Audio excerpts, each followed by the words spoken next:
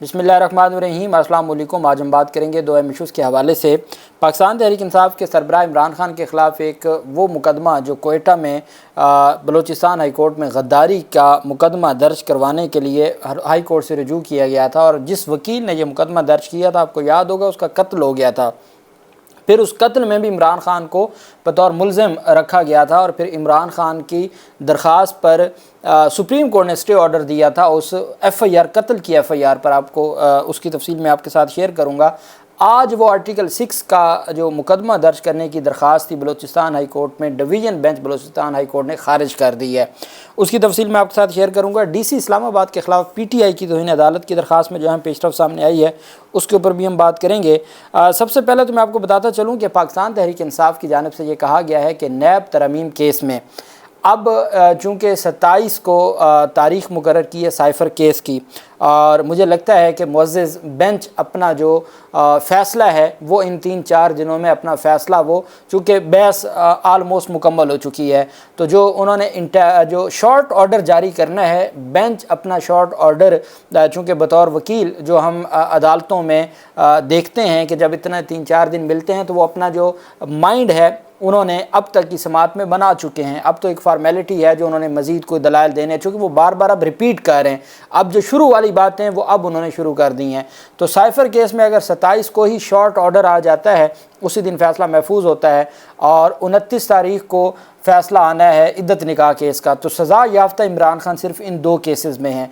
तो फिर इमरान खान का जो स्टेटस है वो बिल्कुल तब्दील हो जाएगा। सज़ा याफ्ता से वो अंडर ट्रायल कैदी के तौर पर, अंडर ट्रायल कैदी का ना वीडियो जो उनकी लाइव हेयरिंग है उसके ऊपर कोई पाबंदी लगाई जा सकती है, ना उनको सुप्रीम कोर्ट में पेश करने पर कोई पाबंदी लगाई जा सकती है। चूँकि सुप्रीम कोर्ट में केस है 30 मई को, तो तब तक इंशाअल्लाह ये मामला भी क्लियर हो जाएगा। अब पाकिस्तान तहरीक इंसाफ के तर्जमान का कहना है कि नैब तरमीम केस में ज़ाती हैसियत में पेश होना इमरान खान का आइनी हक़ है, और उन्होंने कहा है कि वो ख़ुद पेश होकर कौमी मफाद का मुकदमा लड़ना चाहते हैं। तर्जमान PTI ने कहा है कि नैब तरमीम केस की आइंदा समात पर इमरान खान को ज़ाती हैसियत में पेश किया जाए, और सुप्रीम कोर्ट से इस्तदा है कि बराह रास्त समात को नशर किया जाए। ये पाकिस्तान तहरीक इंसाफ की जानिब से मुतालबा किया गया है। दूसरी तरफ पाकिस्तान तहरीक इंसाफ के एक साबिक MPA थे चौधरी अदनान, साबिक मेंबर पंजाब असम्बली थे PTI के। 9 मई के बाद फिर उन्होंने पाकिस्तान तहरीक इंसाफ को छोड़ दिया था।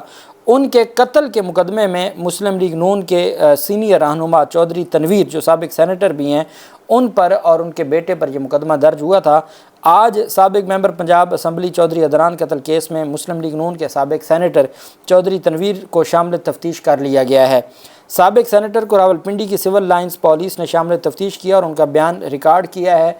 चौधरी तनवीर ने 24 मई तक अदालत से अबूरी ज़मानत हासिल कर रखी है, जबकि अदालत ने मुकदमे के तफ्तीशी अफसर को भी जुम्मा यानी कल तक 24 मई को रिपोर्ट तलब की हुई है। चौधरी अदनान को 12 फरवरी की शाम पुलिस लाइन के करीब कत्ल किया गया था, जिस पर मुकदमा नून लीग के सेनेटर और नून लीग के जो साबिक सेनेटर और उनकी फैमिली जो नून लीग के ही लोग हैं उनके ख़िलाफ़ दर्ज हुआ था, जबकि इनकी जानिब से ये दावा किया गया था कि हमारे ख़िलाफ़ ये जो मुकदमा दर्ज किया गया ये दुरुस्त नहीं है।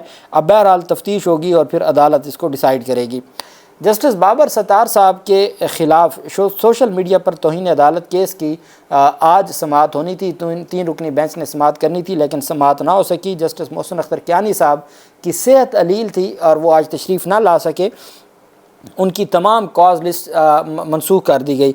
इसमें जो बेंच बना था जस्टिस मोहसिन अख्तर कियानी की सरबराही में 3 रुकनी बेंच था। 14 मई को समाअत के दौरान जस्टिस मोहसिन अख्तर कियानी ने कहा था कि इस केस में हमें जो इंटेलिजेंस हमारी एजेंसीज़ हैं और IB है और MI वगैरह हैं, तमाम खुफिया इदारों के किरदार को भी देखना है। और 6 मई को जस्टिस बाबर सत्तार ने यह ख़त लिख कर कहा था कि सोशल मीडिया पर जो मेरी फ़ैमिली की तफसीलात को पब्लिक किया जा रहा है उस पर तौहीन अदालत का नोटिस लेने का कहा था। इंतज़ामी कमेटी ने फिर एक्शन लिया और फिर 3 रुकनी जो बेंच है उसने इसके ऊपर नोटिस लिया था, और आज 23 मई को समाअत होनी थी।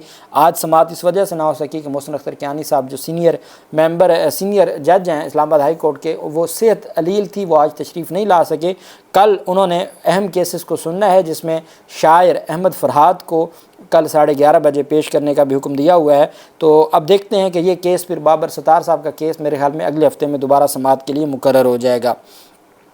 दूसरी तरफ लाहौर हाई कोर्ट में भी और इस्लामाबाद हाई कोर्ट में भी کورٹ رپورٹنگ جو پہلے پیمرا کی جانب سے ایک نوٹیفیکیشن جاری کیا گیا کہ عدالتی کارروائی کو آپ نے میڈیا پر نہیں چلانا، صرف تحریری فیصلے کو چلایا جا سکتا ہے، عدالتی کارروائی کے آپ نے اور ججز کے ریمارکس کے نہ آپ نے ٹکرز چلانے ہیں، نہ آپ نے اس کے اوپر بات کرنی ہے۔ اس کو چیلنج کیا ہے جو کورٹ رپورٹرز ایسوسی ایشنز ہے اسلام آباد میں، اسلام آباد ہائی کورٹ میں چیلنج کیا گیا اور لاہور میں بھی چیلنج کیا گیا ہے۔ لاہور میں جو چیلنج کیا گیا ہے اس میں کل سمرہ ملک ایڈوکیٹ نے چیلنج کیا ہے اور اس میں درخواست میں پیمرا، وفاقی حکومت اور انفارمیشن سیکرٹری کو فریق بنایا گیا ہے، اور پیمرا کا درخواست میں موقف اپنایا گیا کہ 21 مئی کو جاری کردہ نوٹیفیکیشن غیر قانونی ہے۔ پیمرا کا نوٹیفیکیشن آئین کے آرٹیکل 19 اور 19A کی خلاف ورزی ہے، اس فیصلے کو کالعدم قرار دیا جائے۔ اسی طریقے سے پریس ایسوسی ایشن آف سپریم کورٹ اور اسلام آباد ہائی کورٹ جرنلسٹ ایسوسی ایشن نے نوٹیفیکیشن کے خلاف درخواست دائر کی ہے، اور دونوں جو پریس ایسوسی ایشن اور ہائی کورٹ ایسوسی ایشن کے صدور عقیل افضل اور فیاض محمود نے یہ درخواست بذریعہ بیرسٹر عمر اعجاز گیلانی دائر کی ہے، اور اس میں بھی یہی موقف اپنایا گیا۔ تو لاہور ہائی کورٹ میں کل جسٹس عابد عزیز شیخ صاحب سماعت کریں گے، اور اسلام آباد ہائی کورٹ میں کون سماعت کرتا ہے اس کی تفصیل صبح ہی معلوم ہوگی۔ اور اس میں اب یہ بھی بات سامنے آئی ہے کہ پیمرا کے نوٹیفیکیشن چیلنج ہو گئے ہیں، اب وفاقی حکومت نے بھی ایسا کوئی نوٹیفیکیشن جاری کر دیا ہے اور پابندی عائد کر دی ہے۔ پاکستان تحریک انصاف کو اسلام آباد میں جلسے کی اجازت نہ دینے کے معاملے پر ڈپٹی کمشنر اسلام آباد عرفان نواز میمن کے خلاف توہین عدالت کی درخواست اسلام آباد ہائی کورٹ میں کل کے لیے سماعت کے لیے مقرر ہو گئی ہے۔ چیف جسٹس عامر فاروق صاحب PTI کے صدر عامر مغل کی درخواست پر سماعت کریں گے۔ درخواست میں کہا گیا کہ اسلام آباد ہائی کورٹ نے DC اسلام آباد کو 2 دن میں جلسے کی اجازت سے متعلق درخواست پر فیصلہ کرنے کا حکم دیا تھا۔ 2 ماہ گزرنے کے باوجود DC اسلام آباد نے جلسے کی درخواست پر فیصلہ جاری نہیں کیا۔ DC اسلام آباد عدالتی احکامات کی خلاف ورزی پر توہین عدالت کے مرتکب ہوئے۔ درخواست کے مطابق DC اسلام آباد کے خلاف عدالتی حکم عدولی پر توہین عدالت کی کارروائی کا آغاز کیا جائے۔ 8 جون کو فاطمہ جناح پارک میں عوامی اجتماع کے انعقاد کے لیے NOC جاری کرنے کا حکم دیا جائے۔ اب یہ درخواست پاکستان تحریک انصاف نے دائر کی ہے، اب دیکھنا یہ ہے کہ اس کے اوپر عدالت کیا فیصلہ دیتی ہے اور یہ معاملہ آگے کس طرف بڑھتا ہے۔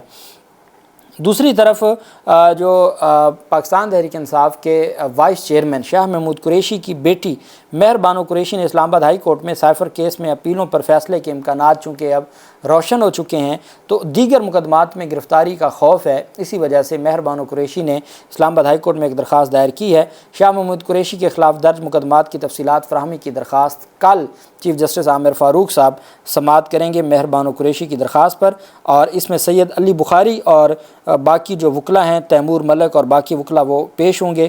اور اب دیکھنا یہ ہے کہ عدالت اس معاملے میں کیا جو جسٹس ارباب محمد طاہر صاحب نے فواد چودھری کو ریلیف دیا تھا حفاظتی ضمانت بعد از گرفتاری، کیا وہ شاہ محمود قریشی کو بھی ملتی ہے یا نہیں ملتی۔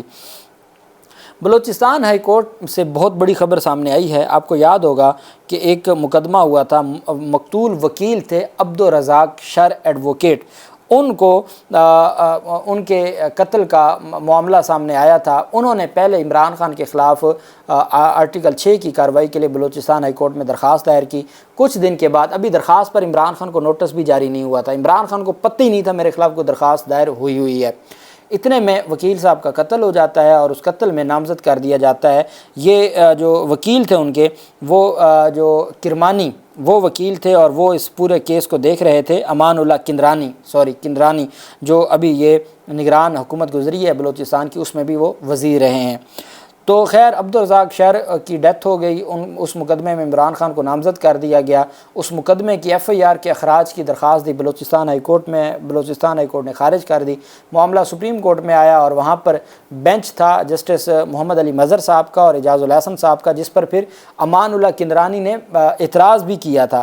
بہرحال اس میں پھر یہ پیشرفت سامنے آئی تھی کہ اسٹے آرڈر جاری کر دیا تھا، FIR پر کارروائی کو روک دیا تھا، عمران خان کو شامل تفتیش کرنے سے روک دیا گیا تھا۔ اس وقت خبریں یہ تھیں کہ عمران خان کو اڈیالہ جیل سے کوئٹہ لے جائیں گے، تو وہ بھی سارا معاملہ سامنے آیا تھا۔